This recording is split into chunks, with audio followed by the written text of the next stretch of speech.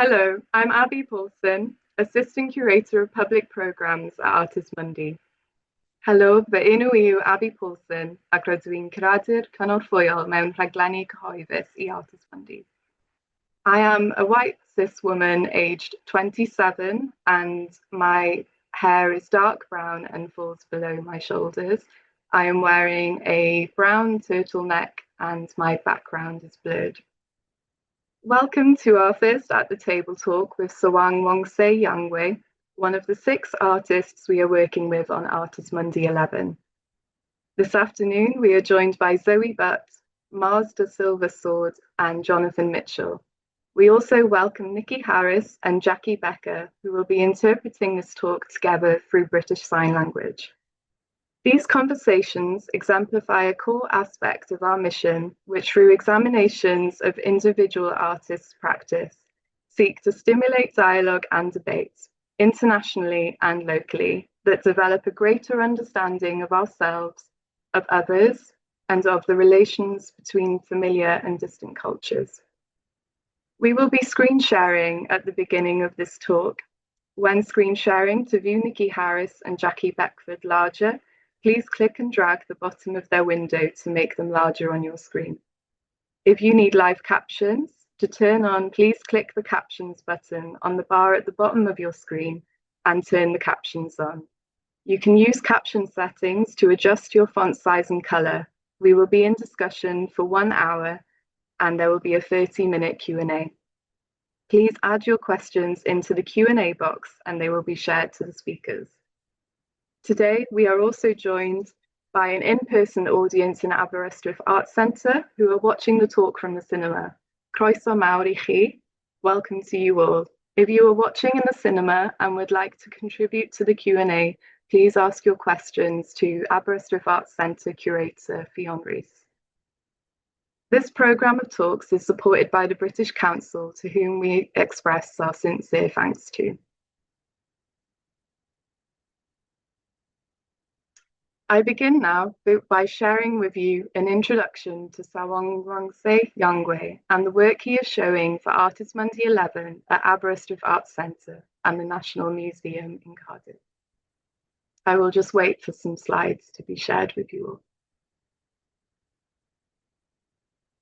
Thank you. Sawangwongse Yawnghwe was born into the Yawnghwe royal family. His grandfather, Sayo Shwetaik, was the first president of the Union of Burma, 1948 to 1962. After independence from Britain, following a 1962 military coup, Yawnghwe's family was exiled, first to Thailand and then to Canada, where he grew up. Yawnghwe's paintings specifically engage with politics through this family history and contemporary and historical events in Myanmar, to address conflicts related to drugs, revolutionary armies, and state violence, aiming to clarify a complex political landscape. Simultaneously, they engage with the histories of painting to draw out nuanced and layered meanings. Displayed at Aberystwyth, a series of new 3-metre paintings use images from his archive of personal family photographs juxtaposed with abstract, optically patterned panels. With this work, the artist critiques the notion that representation might be confined to a singular dominant form, as well as the received narrative of the artist's country, suggesting that archives and documentation cannot fully capture a nation's truth. Also at Aberystwyth, Yawnghwe presents a series of thickly impasted paintings depicting opium poppies called Still Life with Foreign Mud.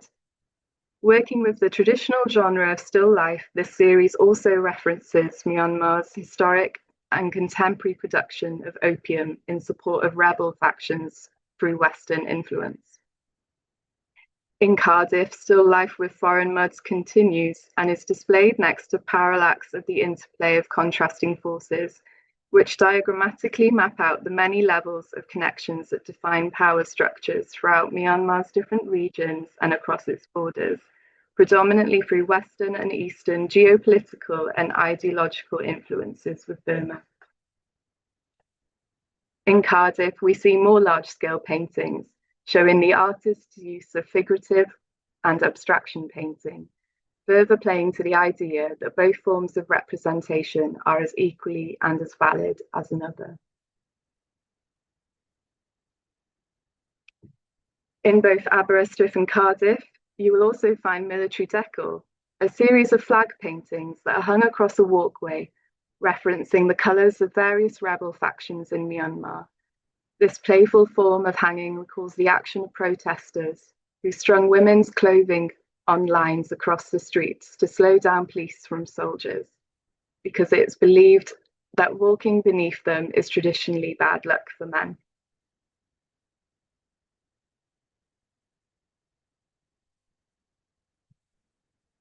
I would like to introduce you now to our speakers who are in conversation with Sawang today.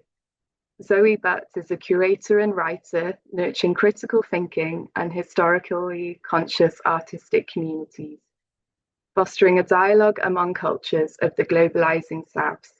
In 2022, she founded Intangible Institute, seeking a robust ecology for locally responsive curatorial talent in Southeast Asia, and is currently lead advisor of Cardiff Art Foundation. Mars de Silva Saude is an artist and researcher making time-based media that engages with marginal histories, autistic poetics, landscape, radical politics, documentation, and text. This work includes 16mm film, photography, illustrated lecture performances, and sound. A Portuguese national raised in California, Saude lives and works in Aberystwyth and was commissioned by artist Mundi to create a text piece responding to Yawnghwe's work for Beside Gerllaw, a series of texts specifically produced for artist Mundi 11 with Testing, a new independent platform fostering expanded art writing practices in Wales. We are also joined by Jonathan Mitchell, a senior lecturer in philosophy at Cardiff University. His research focuses on a range of issues in contemporary philosophy of mind and phenomenology. He is the author of 2 books with Oxford University Press, one focusing on the nature of emotions and another on the phenomenology of visual experiences. To begin our talk, I will pass you on to Zoe and Sawang. Croeso and welcome to both of you, and thank you. Thank you, Abby, and hello to all out there. I'm dialing in from Chiang Mai in northern Thailand. It is currently 7:11 p.m. I'm sitting in the dark with a lovely tropical rainforest around me. It's a little chilly in what is normally very hot. And I'm sitting in a city that was once home to Sawang, and I had hoped when I moved here that he might still be here, but alas, no. It's a pleasure to be here with you, Sawang, old friend, and an honor to be a part of this little esteemed discussion with you. I was really impressed and affected by the work I saw in Artist Mundi. It was a joy to walk into such color and also to be really hit by patterning that really registered with me, particularly in ways that I think most Western audiences would not understand, in that most of these patterns do hold great meaning for the Zomia peoples, those that are considered ungovernable in Southeast Asia's borderlands, to which Myanmar is one. Burma it once was called. And, you know, I know that these particular optical illusions that are in your paintings are referring to much longi that is worn in many cultures, but is also worn in Burma. But my question to you is a little art historical. I'd like to kind of unpack a bit the abstraction in your work. Your subject matter is quite political in its study of empire and its corruption. From the viewpoint of your personal history as a descendant of the royal Shan state, which has suffered greatly at the hands of a military junta, ironically trained by colonial powers. Considering the vast array of potential media now in our midst in this 21st century, why is the medium of painting such a focus for you in marking such a subject in your artistic practice? And what does abstraction mean for you in your telling of history? Personally, I wonder if this abstraction plays at all into the occurrence of censorship in Burma and much of the region, and that it is through metaphor and the abstraction it affords that much message making continues to be made today. Great questions. Hello, Zoe. Hi. So I'm supposed to, my name is Sawangwongse Yawnghwe, My role, I guess I'm an artist. And my pronoun is he and him, and also it, if you want.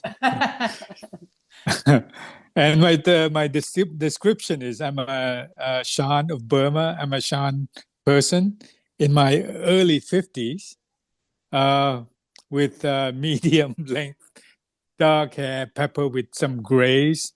I'm wearing blue sweater, eyeglasses, and my background is a painting and on a red wall.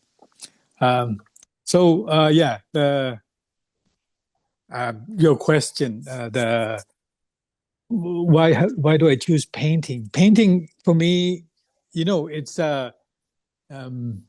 I was exposed to painting even before television in Thailand because my father's library, he was a very well-read man, and he's got art books. And so I looked through these, and when we immigrated to Canada, I suppose art was my best subject because my English was terrible, and everything else was lagging behind. And the only subject I excelled in was art. And I suppose there's something of a physicality, the presence of painting that is still for me undeniable. It's not projected light, or it's a thing. It's a thing that the strength from it is out of its own failure, as it were.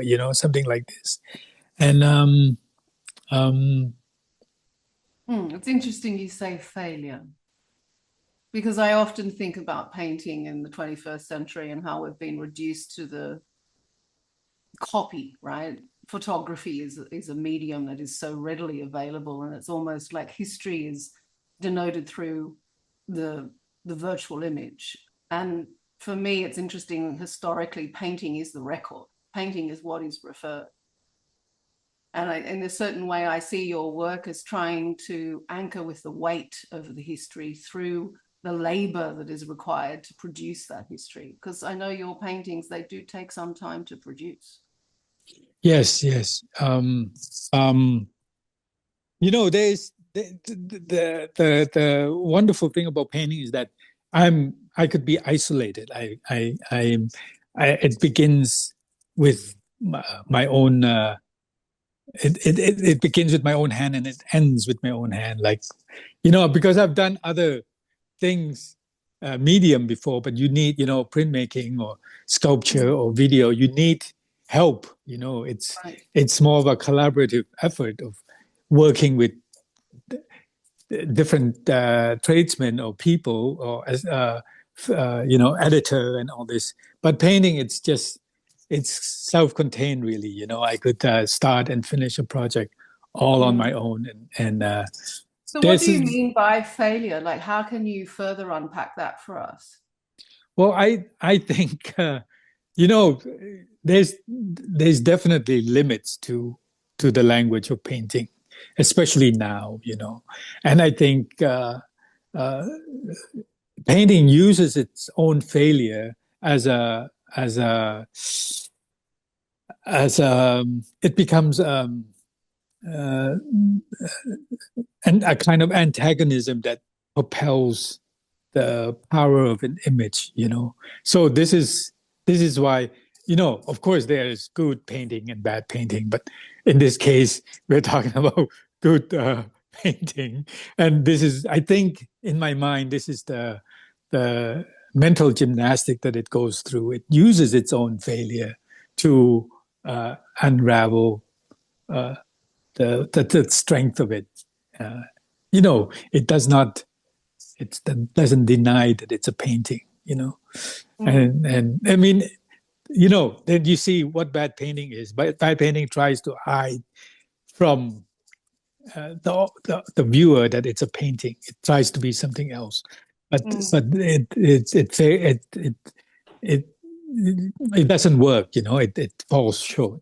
Yeah, I wouldn't even dare say that it fails, because failure is something else. It's another aspect of. Well, it's an interesting kind of thought to think of dedicating a life to a form that you say has a limit, and to articulate that as an indelible acknowledgement of its failure, which in my mind is interesting, that you're talking about a subject matter that is far away from you. You know, your journey as an artist speaking to the context of Burma has been always at a distance.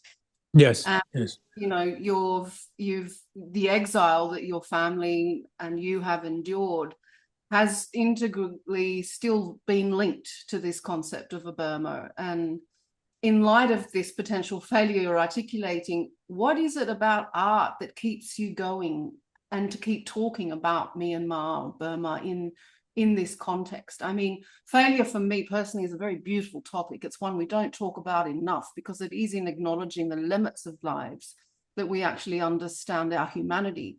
So to what extent does art fill that space for you? Is there some sort of alleviation in the practice? Is there some sort of comfort you find in this exile? Yeah, I you know, one would think you'd learn about art in art school, you know, but of course the truth is you learn nothing in art school. And I only discover the power of art only through grief, right? Through the death of my father. And I had to go through his archive photographs and his work and his you know, what he left behind. And I was grieving, of course, and the only way I could humanly be closer to him was to make paintings of these photos, you know, of him in the army. And they were like really small, tiny little thing, and they were completely private. Of course, it wasn't for exhibition or anything like this. And I didn't, there was no intention of exhibiting this, you know. And for me, this was like the beginning of understanding of what art is, and what art is, the possibility of what it can do. And this in a way, the healing journey that I've gone through with it, you know. And of course, it's looking back retrospectively, I could say that it helped me a lot in sort of come to terms, or come to a kind of understanding. You know, it's like kind of like I've re-examined my life over and over again, my family's history, and so this is how it has helped me in a lot of, and of course it you know, now I'm dealing with the memory of my family, but you know, I still think there's still my memory that I haven't even dealt with, the memory of my childhood in Thailand.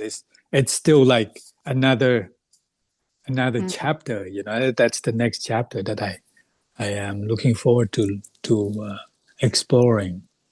Yes, and I do think that is a narrative that would be very good to bring back actually to northern Thailand, where we currently have a massive number of Burmese exiles as a consequence of the current atrocities being faced under the military junta today.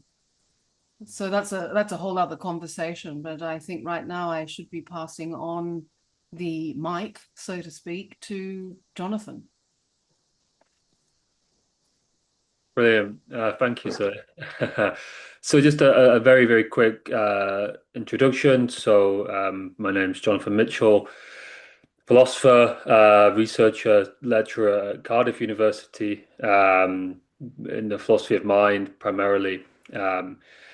Visual description, a white man, late 30s, dark, kind of brownish hair, wearing a green jumper, and my background is kind of somewhat green and white, with some bits and pieces also there. So that's really interesting stuff. Just listening to the conversations around that you had just with Zoe and some of the stuff that was brought up there, because I think my question kind of follows up quite nicely, I think, on some of the things that were being said there. So the first thing I guess I wanted to kind of just pick your brains a little bit about, just to kind of lift the hood a little bit on your art and maybe your artistic processes as well. So it was yesterday actually, when I was in the National Museum, and I was looking at this one of yours. I think it's my father and his fellow officers, right? So this particular work, and I guess I was wondering about the role of memory in art, right? And I guess one traditional way we have, at least in philosophy, when we when we theorize about these things and try and make these things as clear as we can do, is we think that memory is typically something that you have in the first person, right? If you remember it, if you were there or something like that. And it's kind of it's interesting because we often remember sort of things in that kind of first personal way, but increasingly it's recognized that we also have what are called observer memories, which are kind of these third person things where you remember something from your past, but you don't remember it as it would have been for you from your perspective. You remember it from this weird, almost like spectral, ghostly, detached perspective. And I was wondering, in the case of your works, could you, whether they have something of this character to them, this kind of third personal character? Because like you've said, you've talked about the memories that aren't your memories and stuff like that. These aren't your memories in the photos that you're depicting. You weren't there necessarily, or you certainly weren't there for those bits. And then, so I was just in a way just interested to hear what you think about that idea of that in your work there's a kind of memorial or memory aspect to it, but then obviously you juxtapose that with the geometrical, like Zoe said, with this kind of very abstract stuff. And how do you see the relation there between the kind of memorial photographic aspects of your work, but then it seems like there's always a pressure that you feel to kind of run that against this kind of abstract geometrical stuff. So yeah, just any thoughts on that would be amazing. Yeah, yeah, you're absolutely right that when there is this family archive, family memory that I'm dealing with, and of course, when I was born, I at the age of 1 in Burma, but then we moved to Thailand, and we were already in exile, and I had to have a different name, and I had to have a Thai identity. So it was already like, I was living in a fake identity almost, because otherwise we couldn't reveal who we were. Otherwise we'd be in danger. And even as a child, I was, I remember my father would tell me, like, I would ask him, like, hey, my grandfather was killed. But then he was like, where did you get this, So I also didn't know where I got this. I was just like kind of intuitive from listening to people talking about my grandfather, and sort of put it together that, and my father was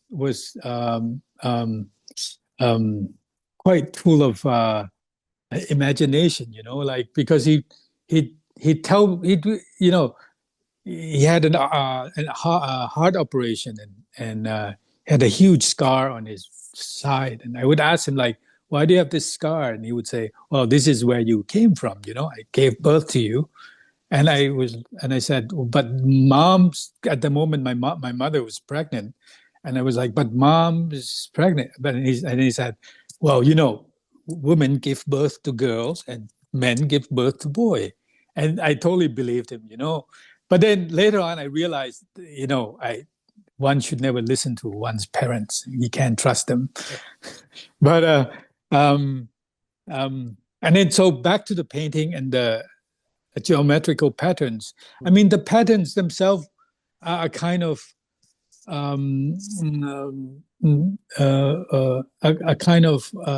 a testament to also a kind of memory, because these patterns, as always mentioned, I mean, they are geometrical abstraction, but at the same time, they are a kind of the way the pattern of the sarong, the longji that the northern the Thai and Shan people and Burmese wear, and also it's the pattern in which these the weaving of the wall of houses that are they would make these geometrical patterns and a kind of decor that is part of the architecture, or even basket and things like this. So there is like traces of memory within these works. But I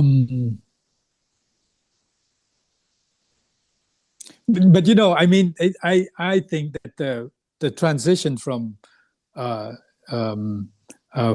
realistic photographic pictures to the say objectless texture in the same painting is a kind of it's for me it represent a kind of passing of time, from the past to the present and from modernity to post-modernity.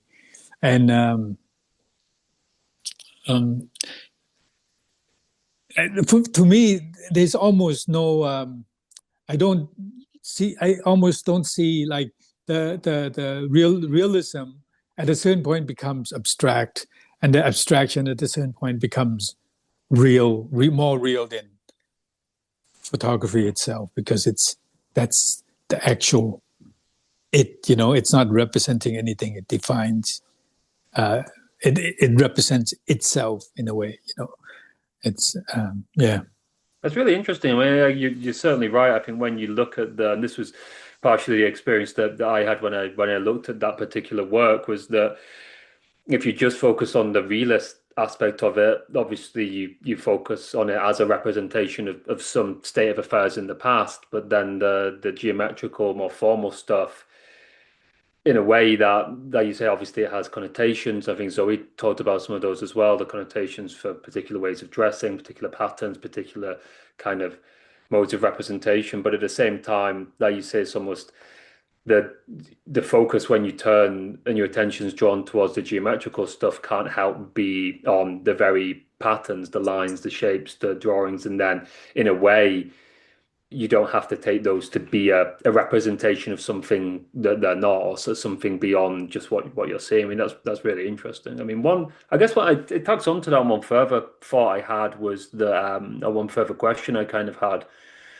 was I guess these ideas of, I'm sure lots of people are going to want to ask you about this, the stuff to do with the freedom and exile kind of stuff. I think we talked about this before, but I mean, with that, again, just to focus on this kind of tension between the realist aspects and then the abstract aspects, do you see it that by bordering some of the photos with the abstract stuff, that's your way of, I don't know, that's your way of sort of distancing yourself from it, or creating some kind of distance from it? Because if it was just the photo, even with a certain lens or with a certain gloss, do you feel like when you put the geometrical stuff bordering it, that's you kind of expressing a kind of a form of creativity or a form of freedom or distance from what the photo represents?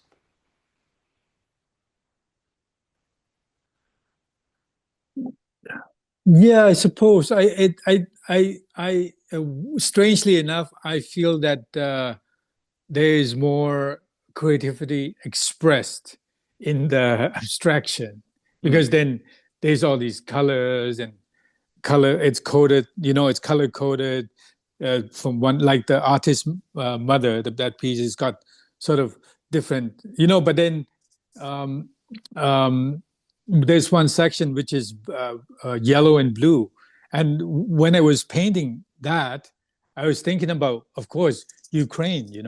So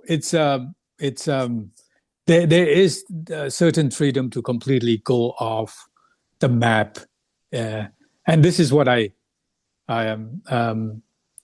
I think I mentioned this the last time we talked. Like, this character from the movie Fight Club, Tyler Durden, and he said, when you lose when you lose everything, you're free to do anything. And so, being in exile, um, uh, I almost don't feel like I know what my identity is. I mean, Burma feel as foreign to me as as if I've never been there. And even though I was born there, but I went out of the country 1 year, and then I grew up in Thailand. I spoke Thai better than I speak no Burmese at all. I could speak my mother tongue, but not as good as the Thai language, which I spent 12 years in, 13 years in. So, and then of course, uh, uh, immigrating to Canada at last, my English is better than any of these other languages. So one kind of lose a sense of who one is, and I think at a certain point, instead of the root has been cut, but instead of this being a tragedy, I try to see it as a new opportunity to find new meanings in it. And I think this is the only way in order to come out of this in one piece somehow. No, I really like that. I think like we talked about on a previous occasion, it kind of taps into, for just to speak to the more general audiences, it taps into kind of themes that you're likely to come across in all the kind of big, like early 20th century, mid 20th century kind of existentialist kind of thinkers, and the sense of, and it's very different in a way, they're very different perspective from a lot of stuff that's very dominant, you might think kind of implicitly, but dominant in lots of culture today, which is identity markers are seen as being the most important thing, and the struggle is to make those more salient in some respects. But in the artistic domain for you, it seems like almost like the opposite is true, that there's a freedom and a creativity which comes from, in your case, it's kind of somewhat foisted upon you or forced upon you. Like you said, a cutting of the root stuff is, you don't get to choose the fact that you say you don't speak your kind of mother tongue necessarily as well as you do some of the languages that in a sense aren't yours or something. So it's interesting in that sense that for you that kind of freedom comes precisely by not having, or at least by being able to choose the relation you take to through your art to those different identities. You're not kind of constrained by them in a way that you could have been or you could be. So yeah, that's really good. I mean, at this point, yeah, I should probably hand over to our next discussant. So that's over to Mars, and I'll stop speaking and stop my camera. Thanks, Jonathan. And that's So I kind of wanted to hear more there because it's been a really long time since I took an undergraduate philosophy class, and I'm not going to be able to dig into as many questions about existentialism, but maybe we can come back to it after a couple of things here. So yeah, thanks, and hi, Sawang. Oh, I'm supposed to introduce myself again. I'm Mars de Silva Saude. I'm a light-skinned, middle-aged Latina person. I've got wavy chin-length salt and pepper hair. Let's see. I'm wearing a black metal hoodie. There's a Agnes Varda film poster behind me. And yeah, I use they, them pronouns. Okay. So I maybe wanted to start somewhere that feels kind of bad, and then hopefully maybe get somewhere that is a little bit more interesting. But I actually, although the overall writing is very uninteresting, there was a couple little kernels in that kind of very weird review of the current show where a guy who only gives good reviews to Renaissance painting shows was kind of complaining about how things in Wales are too far apart, which has something to do with art somehow. But there was this thing in there that kept returning to this idea of like kind of like a ghost ride fairground pier attraction, and as that being something that was maybe like more fun to go to see than contemporary art. And that to me was really interesting because it raises questions of spectacle.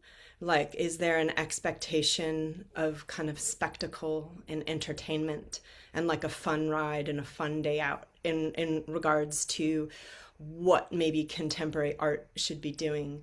But also because, so I'm an experimental filmmaker. Experimental cinema is my kind of main area.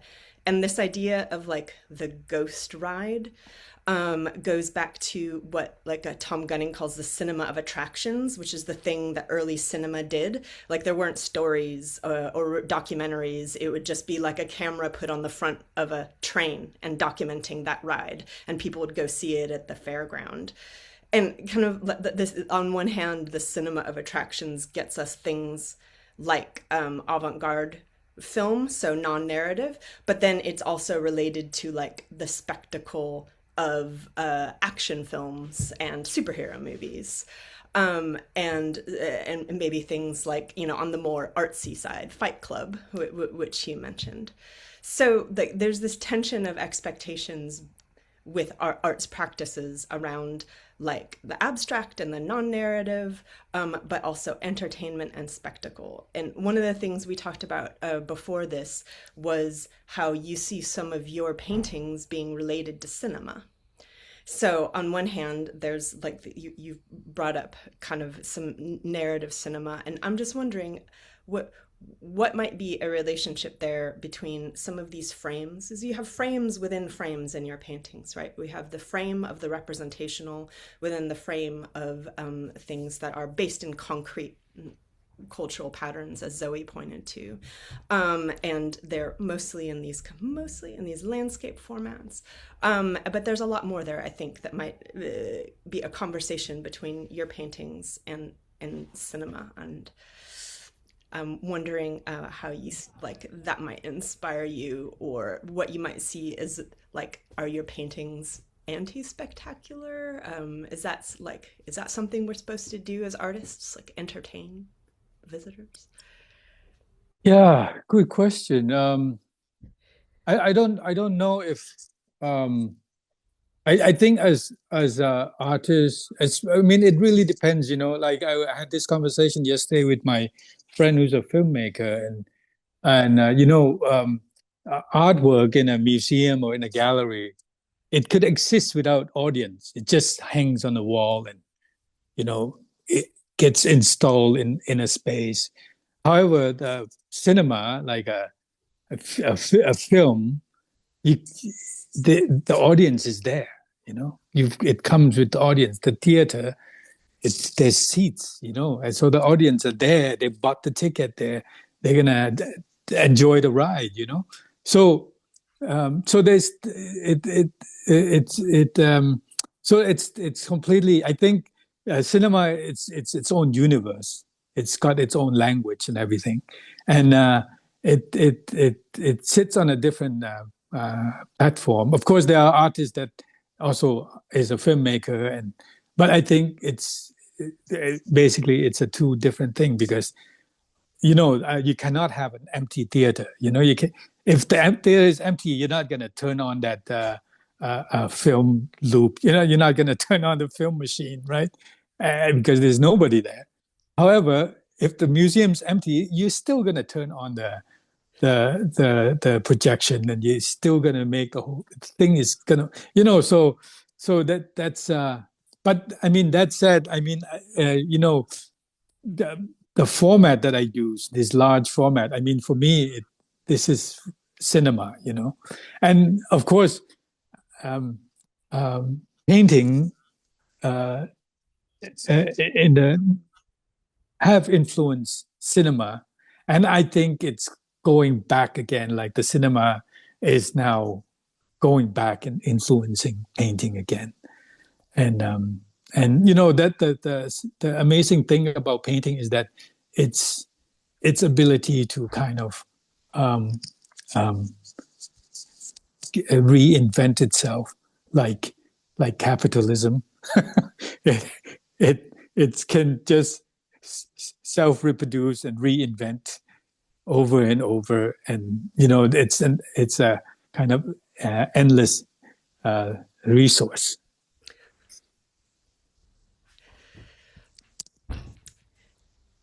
Yeah, I like that idea of the large scale paintings. I like the idea of freedom has come up a few times, and it seems in a way like this independence of work from audience, that feels like sort of a special kind of freedom.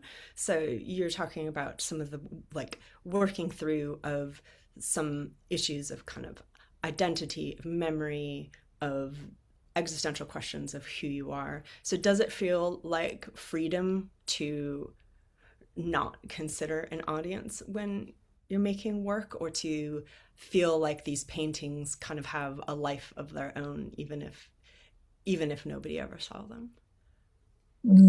Yeah, great question. I think I still think that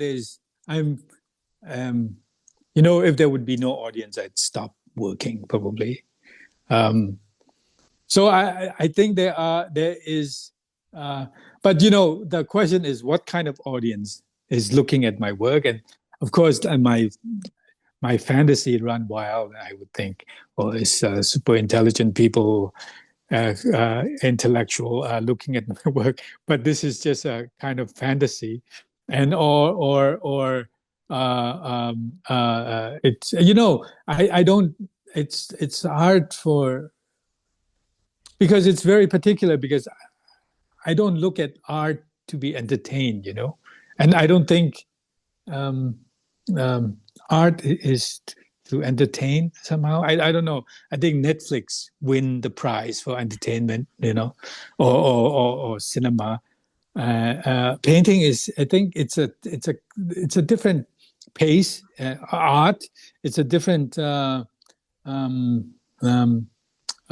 Is, I think, very subjective also, what each person gets out of art. But I definitely have an audience in my mind, and I think I'm limited to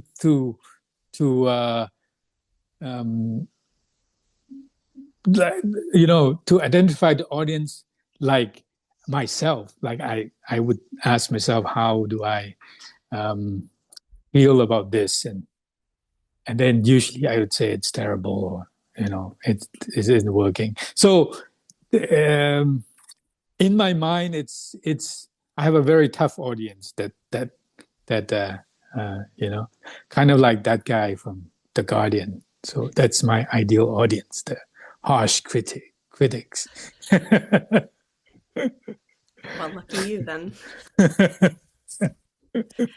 I love bad reviews. Whether or not there's intellectual engagement with the content is an entirely different story. Yeah. But when he say carnival, I just think, well, what is he talking about? Carnival. Carnival is like, what is that? January 6th, when the people stormed the Capitol. That's a carnival.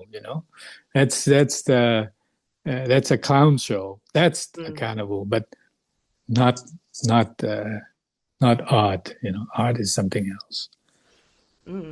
Yeah, that's really interesting. I mean, there's also a more kind of critical aspect potentially of carnival that was brought out by like Bakhtin writing about Rabelais, and some things that have, I wouldn't put carnival and maybe kitsch in the same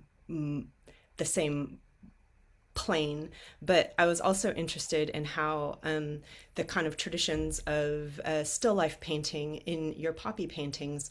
One of the things when the curator Nigel was speaking about them, he was talking about how the way that they kind of engage with the still life, and how the still life in now, looking at it in 2025, that tradition might also almost be seen as something that's kind of kitsch, and yet you're using this tradition, the still life, to highlight something that is highly critical about kind of circulation of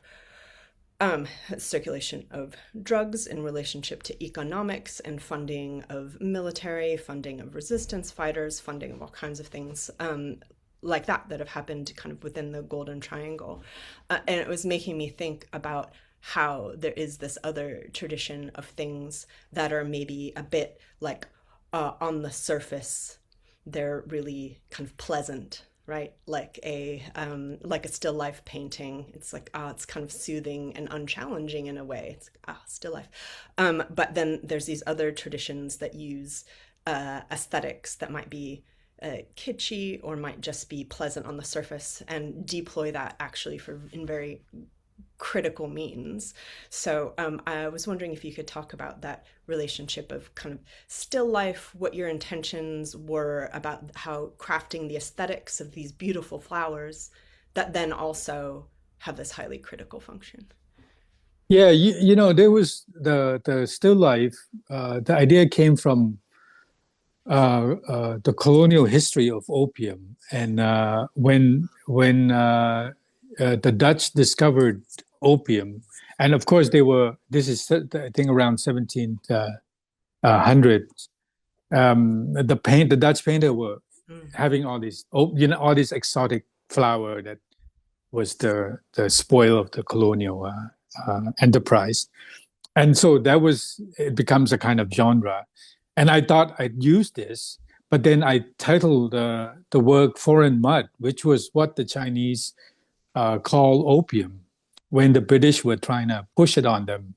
And for the Chinese, it's in the word "foreign mud," And of course, there is a play within this title, mud. In oil painting, in academic oil painting, it means your teacher's always telling you, don't get your paint muddy. It's not, you've got to separate your color, and you've got to mix well and all this, like understand the color theory so that your paint doesn't turn into mud. And so as I was painting them, so there is a kind of seriality within this body of work. And I would move from one painting to the next, and it would become more muddy, and so going against academia in a way of making then on purpose bad painting, mixing the wrong color, using black, which is like a no-no in academic painting, and then it becomes thicker and over painting, and then at a certain point, I think the painting in National Museum, there were 4 pieces that were almost black. So this is just the result of overpainting and just purposefully making bad work, but not on purpose. It's just earnestly trying to get at this.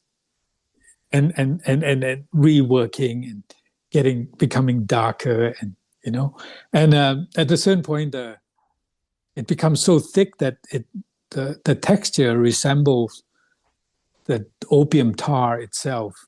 So I thought, this is when I basically stopped, because I thought, okay, this is done. It's complete. The foreign mud, the representation, like the painting, at the end becomes the object itself. Like it metamorphosized into the actual opium.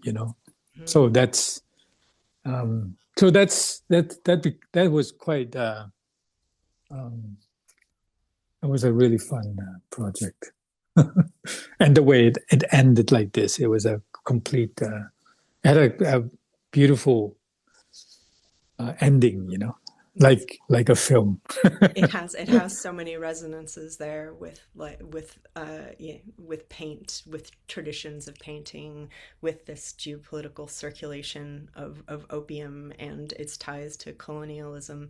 So yeah, I think, as you say, that's a good spot for me to end too. Although I've got lists of more questions that I want to know. But let's give other people a chance.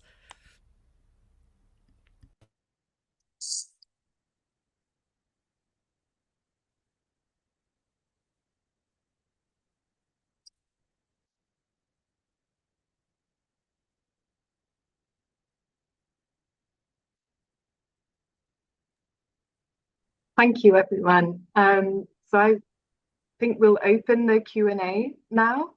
So if you have any questions that you'd like to ask, please put them in the Q&A box below, and the speakers will see the questions and share and answer and discuss them between them.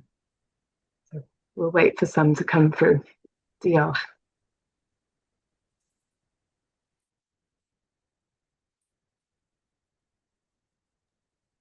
Well, while we're waiting for those questions to come in, I just wanted to kind of make a comment on this discussion of cinema and painting, because I think people don't often know that in Thailand, the moving image as a cinematic experience was one that was introduced through the moving. They were moving puppet shows originally, and then they became shadow plays that were toured around rural communities. And they often told mythical narratives that guided moral and ethical ways of life. And eventually it was the moving image that took over the shadow play. But increasingly today, we see cinema being played to no one. It would seem like that, but actually they're shrines to the ancestors. So I think this is a lovely way to also think about cinema as, okay, it's not always in a stage as we think in the West, but cinema in our part of the planet can actually be to nature, to the non-human, to those that have died. I think that's a lovely way also to think about the value of painting, which speaks of a history in a kind of museum which could be considered a mausoleum, but it stands in the test of time for a story that hasn't been quote unquote written. So I think I just wanted to say that as a follow-up to the very interesting conversation going on. Great. Yeah, it's lovely, the museum, the idea of a museum. Because, there was in the 60s, it was like the museum as a temple, And then I think now it's more like the museum as a care facility, But I like the idea of museum as a tomb, like this Paul Tech's idea, the artist's grave. Indeed. So I think there's a question for you, or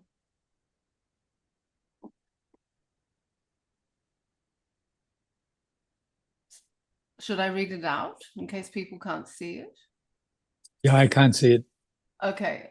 A significant number of artists who have featured in Artis Mundi over the years create work that directly reflects the precariousness of their indigenous culture, customs, and values. primarily as a direct result of Western obsession with growth, technological progress, and commodification of the natural world.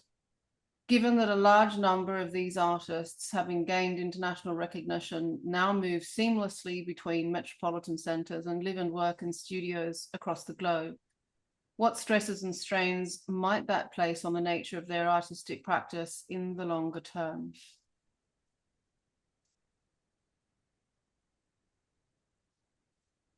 Whose is that question for? It was sent in via email. I think this is your field. This is your territory. So, well, I mean, I guess it's a question asking. I mean, Sawang, you're an artist who comes from Burma. You've lived in Thailand. You've lived in Canada. You're now living in the Netherlands, which could be perceived as a metropolitan kind of center in many ways. In your experiences as an artist across these locations, have you experienced stress and strain that has really challenged your artistic practice? And where you've been? Yeah, well, I think I don't know. I think it's extremely difficult to make art, to be an artist. For any young people who are thinking about it, and I mean, I don't know, a lot of it has to do with luck of the draw, if you actually could make a living, or you can live off of your work and able to do work. And so, yeah, I think all across the board, I think it's become a global issue, perhaps, that it's difficult everywhere to be an artist. I mean, I suppose when I lived in Europe and living was costly, I would go to Thailand, for example, and where it's cheaper for me to produce. And but you've got a different problem if you live and work in Thailand.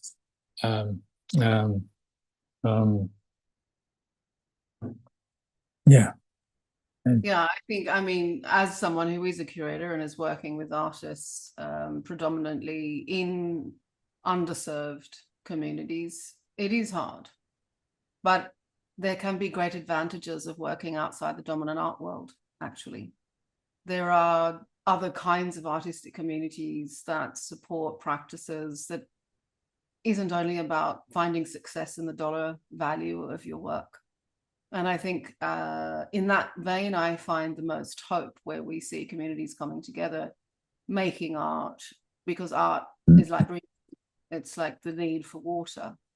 And it's in those kinds of communities I feel that the dominant art world doesn't quite know how to embrace. So struggles are how you define value, and actually, because if all you're looking for money, then you're going to be actually struggling quite a bit. But if you're looking for meaning, there are many other ways to find that. And some of the most powerful spaces for me have been in those communities that have undergone great and significant duress. Period. Here's the one question from Aberystwyth Center, Art Center. Okay, I'll read it. Yeah. The root has been cut, maybe replanted. Do you want to, or you don't want to, or you don't know, or you don't want to know? Abhidish, I know this artist. The root's been replanted. I don't think it, like if you look at nature, if you cut a root of a plant, it's dead, It cannot be replanted, of course. But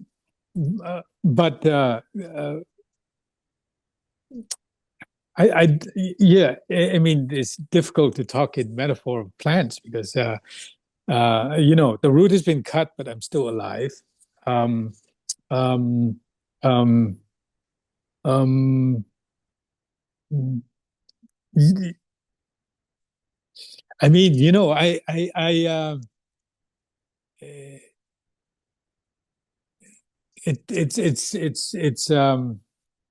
I mean, of course, I wish that I'd still live in my country, and I do miss living in Thailand. But um, um, I mean, it's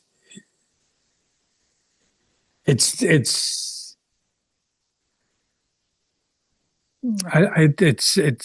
I don't know, because even when I went back to Shan State, back to my ancestral town to see my family home, um, I'd still feel foreign, and I don't know if this is like how much of this is necessary for me to be human, and I think um, I'd rather look at it as an opportunity to um, find new meanings, and rather than it being a loss.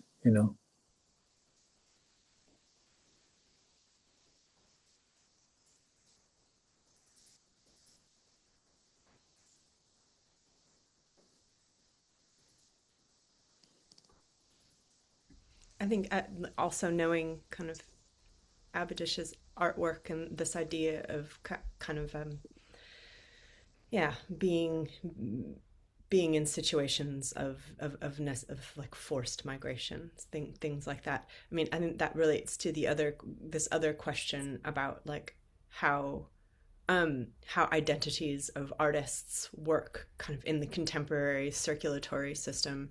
I think it's really like it's really lovely to kind of give credence to artistic practices that are working kind of outside of that system, and at the same time it's really like the artists who then are going to end up in biennials or artists mundi are usually artists who are working between places, maybe, right? Like a lot of the artists in this exhibition are working between Berlin and someplace, or working between the place that they're from and someplace that is a locus of power within arts practices, which is not Wales necessarily. So this kind of like, I mean, is that one of the kind of conditions of contemporary art practice, is always being uprooted? Yeah, when I don't know, I don't think location matters anymore. When I was going to art school like 20 years ago, people were telling me, you got to be in New York. That's the only art center. But then I don't think it's true anymore. I mean, you could you can live in Chiang Mai, still be connected worldwide, right? So I think time is changing, and um, people are changing. Mm. There's a question in here about spectacle, Sawang, and whether you feel you need to entertain the audience, or do you feel there is more of a pressure now to find yourself do you feel there is more of a pressure now in the contemporary context we find ourselves in, the internet and social media, to be easily digestible, I guess is what they're saying?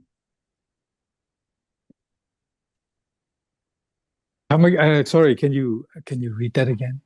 The question says, do you feel the need to entertain the audience, and do you feel there is more of a pressure now in the contemporary context we find ourselves in, considering the internet and social media? Yeah, I have a huge problem with social media. I have a huge problem with looking at art through social media, because you're just looking through this small screen, and you get nothing. You're not doing any. I feel like you're not doing the artist service by looking at their work through this tiny screen, And so I think if you could only look at a work like in real life, like just be there, then take it in, and otherwise, of course, you just do it through. It's mediated, of course. I mean, one does this with, but of course, there's a reason why one should go to museum and gallery and look at the work. And the next best thing is probably books, or catalog, where it was meant to be like this, or it's designed to be like this. But in terms of entertaining, it's entertainment is an industry, and you can't compete with this. Like art is, I feel, it has its own realm, and it's got its own code and language in a way. And I mean, I don't know. I don't expect to be entertained per se. When I look at art, it's something else that I'm asking from art, like something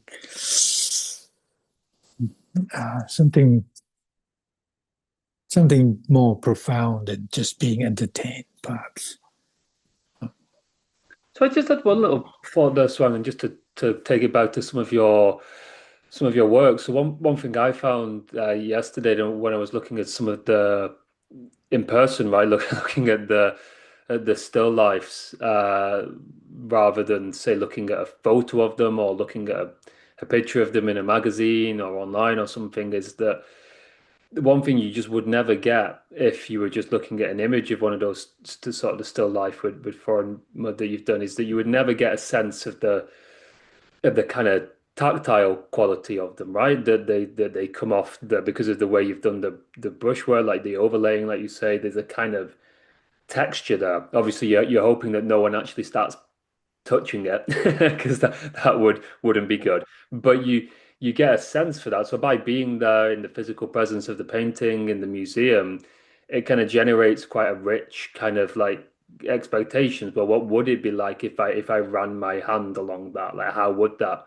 feel? And you're never going to get that if with that kind of painting. At least you're never going to get that if you're just looking at an image of it online or something like that. So I think in that sense, there's something really important about, like you say, actually going and seeing the works in person, right? Yeah. I mean, that's the great thing about having those painting in the studio is I touch them, I could touch them.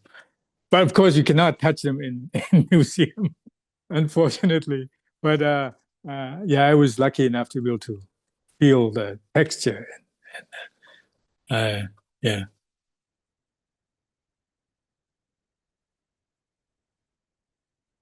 Okay, there's more question I see here.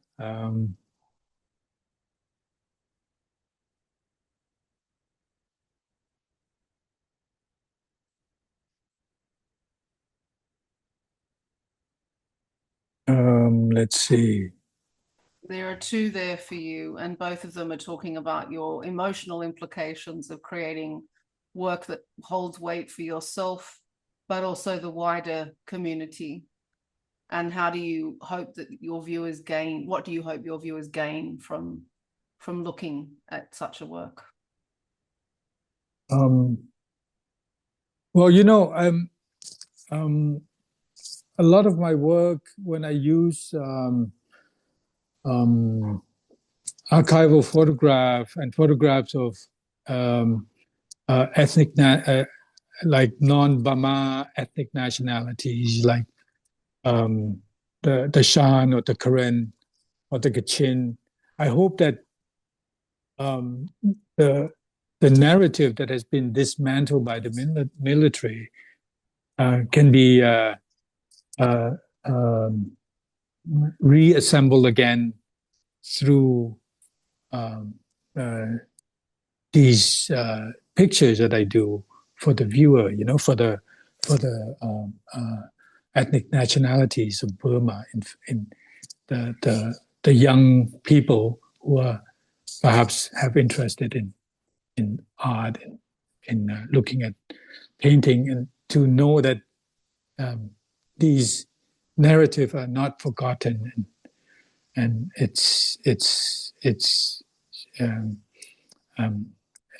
they should be encouraged to look into it and to explore their past history, and to reassemble, as it were, the history that has been, the narrative that has been dismantled. I think in contemporary art, there's quite a tension between, are we talking about the artist or are we talking about the work itself? And there are quite a number of critics today who get very upset with the focus being on an ethnographic understanding of the human as opposed to just the work itself. But personally, as a curator working in such times of constant crisis that we are fed on our social media pages every day, I do see art as a very necessary space at giving the body back to the image. And in that sense, I do believe that the social contexts to which artists are making are as equally important in explaining and motivating the representations we're confronted with, be that physically, virtually, or even ephemerally. Do you agree? Yes, absolutely. Yeah. I think for the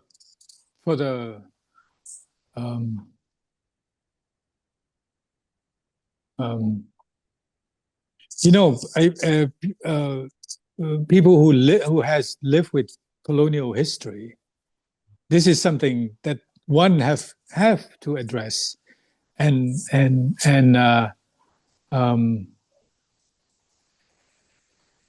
it is a burden in a way, but at the same time, it is something, a kind of responsibility that one must address, and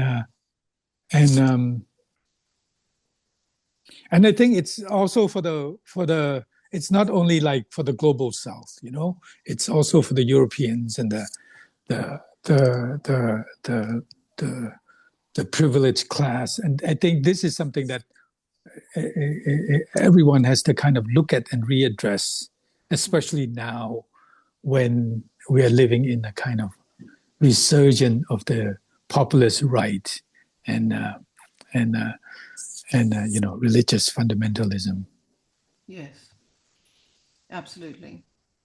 And considering how much of that has been present in Burma for quite some time and unbeknown to a great deal of the international awareness, if there's one thing that local Burmese refugees and exiles in Chiang Mai and my city now speak, is that they feel like they've been forgotten.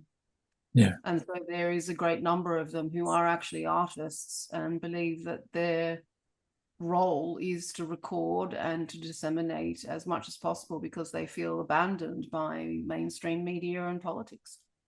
And yes, this is why it's quite wonderful to see your work present in Artist Mundi that is contextualizing the crisis not only in the realm of Burma, but actually turning it into a much more global conversation about the impacts of capital, which is coming out of a colonial rubric, and it is still wreaking and raping resource and humanity. So I think this is a very timely participation in many ways to see your work on such a platform.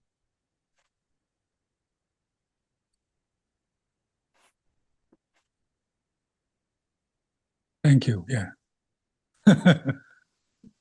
Well, I guess if there's not really any other questions coming in from the audience at this time, maybe we invite Abby back into the room.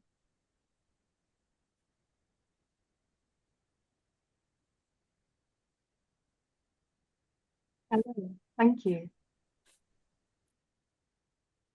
So thank you for the discussion and thank you for joining the At the Table talk today. I would like to say thank you to Sawang, Jonathan, Mars and Zoe. To keep an eye on the up and coming At the Table talks. My colleague will share a link with you to sign up to our newsletter. And if you are interested in reading the Artist Mundi journal, my colleague will also share a link to view that on our website. And Mars's text responding to Sawang's practice is in there. Thank you again to British Arts Council for supporting these talks, and we hope to see you at the next one.